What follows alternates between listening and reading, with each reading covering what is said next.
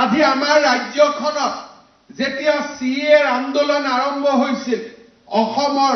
একাংশ বৌদ্ধিক মহল যি জাতিটোক প্ৰতিনিধিত্ব কৰে তেওঁলোকে কৈছিল লাখ লাখ বিদেশী অসমলৈ সোমাই আহিব চাহ বাগিচাবোৰ লৈ ল'ব খেল পথাৰ লৈ ল'ব গাঁও লৈ ল'ব গোটেই অসমখনত বিদেশীৰ প্ৰয়োভৰ হ'ব আমি সাহসেৰে থিয় দি ভাৰতীয় জনতা পাৰ্টিৰ মঞ্চৰ পৰা কৈছিলো যে আপোনালোকৰ আকলন শুদ্ধ নহয় আৰু আজি সময়ে প্ৰমাণ কৰিলে যে সিএৰ পিছতো অসমলৈ এজন বিদেশী অহাটো নায়েই প্ৰতিদিনে যোন বিদেশী আহিব খোজে তাকো আমি কি ধৰণে প্ৰতিদিনে তেওঁলোকৰ দেশলৈ উভতাই পঠাইছো সিএ যদি 5 জন লোকক নাগৰিকত্ব দিছে তাৰ বিপৰীতে প্ৰতিটো দিনে ভাৰত বাংলাদেশ সীমান্তৰ পৰা আহিব খোজা অচিনাক্ত মুখবিলাকক আমি প্ৰতিটো দিনে উভতাই পঠিয়াইছো আজি 5 জন নাগৰিকত্বৰ কাৰণে 5 জন যুৱকে নিজৰ প্ৰাণ বলিদান দিলে কিন্তু আজি সেই সকল লোকে নীৰৱ যেতিয়া বাংলাদেশৰ পৰা প্ৰতিটো দিনে একাংশ অচিনাক্ত লোক অসমত সোমাবৰ বাবে চেষ্টা কৰি আছে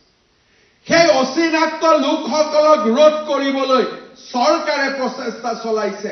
কিন্তু সেই প্ৰচেষ্টাৰ প্ৰতি অকণমানো সমৰ্থন জনাই তেওঁলোকৰ ফেচবুকত এটা শব্দও আমি দেখা নাপাওঁ কাৰণ প্ৰথম দিনৰ পৰাই তেওঁলোকৰ উদ্দেশ্য স্পষ্ট নাছিল তেওঁলোকে এইখন অসম বিচৰাই নাছিল তেওঁলোকে এনে এখন অসম বিচাৰিছিল যে নিউয়ৰ্ক টাইমছত লিখক অসমত ভয়াবহ আন্দোলন হৈছে তেওঁলোকে এনেকুৱা অসম বিচাৰিছিল যে নিউয়ৰ্ক টাইমছত লিখক যে অসমত আজি 50 জন লোকৰ বোমা বিস্ফোৰণত মৃত্যু হ'ল তেওঁলোকে আশাই কৰা নাছিল যে 3টা বছৰৰ ভিতৰতে অসম পৰিৱৰ্তন হ'ব চৰাইদেউ মৈদামৰ কথা নিউয়ৰ্ক টাইমছে লিখিব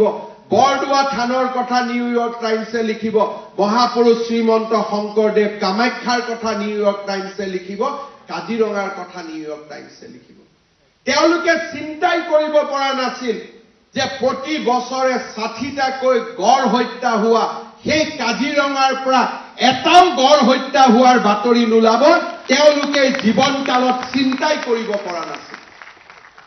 আৰু তেওঁলোকে চিন্তাই কৰিব পৰা নাছিল যে জাগিৰোডত দিনে ৰাতিয়ে কাম হ'ব ভাৰতবৰ্ষৰ সেমি কণ্ডাক্টৰ আন্দোলনৰ আৰম্ভণি অসমৰ এখন সৰু চহৰ জাগিৰোডৰ পৰা আৰম্ভ হ'ব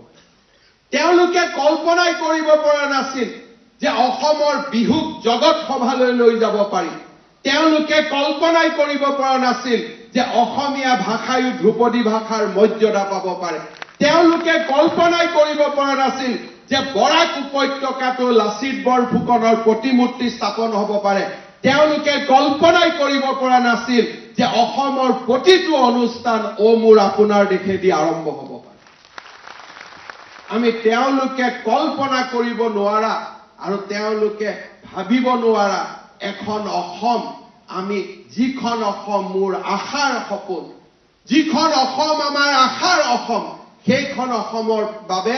আমি দ্ৰুত গতিত ধাৱমান হ'ব পাৰিম